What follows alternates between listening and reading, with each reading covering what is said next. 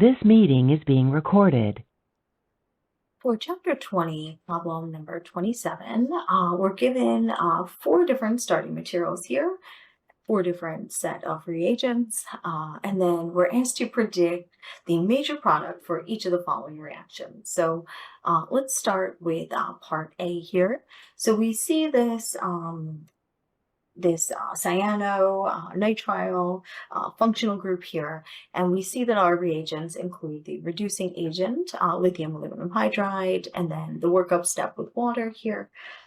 So this will reduce the CN triple bond to a single bond and will incorporate 2 equivalents of hydride here.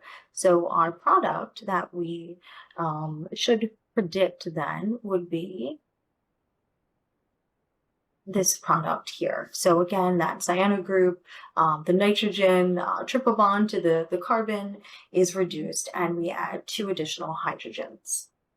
In part B, we should recall that treating a benzyl bromide with sodium cyanide in step 1 here would show in formation of this intermediate.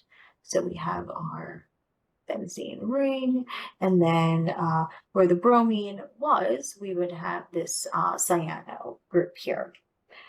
Then if we had a Grignard reagent, we could form an anionic intermediate, which is then protonated and hydrolyzed with acid to form this corresponding ketone. So we have this methyl magnesium bromide in step 2, and then we have acidic conditions. So we would see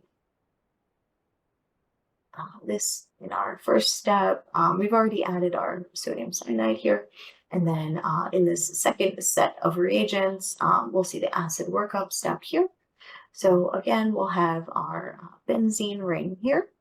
And then we would have added a carbon at the benzylic position here with that Grignard reagent.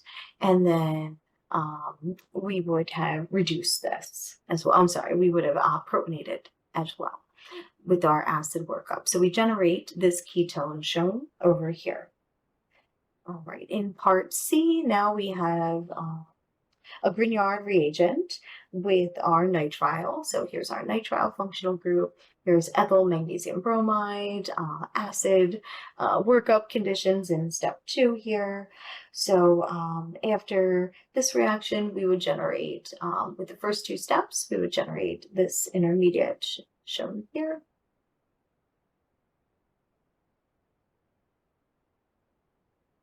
And it was ethyl, so we have 1 more additional carbon. And now we see reducing reagents here. So after this intermediate is formed, we can do a full reduction here of that ketone.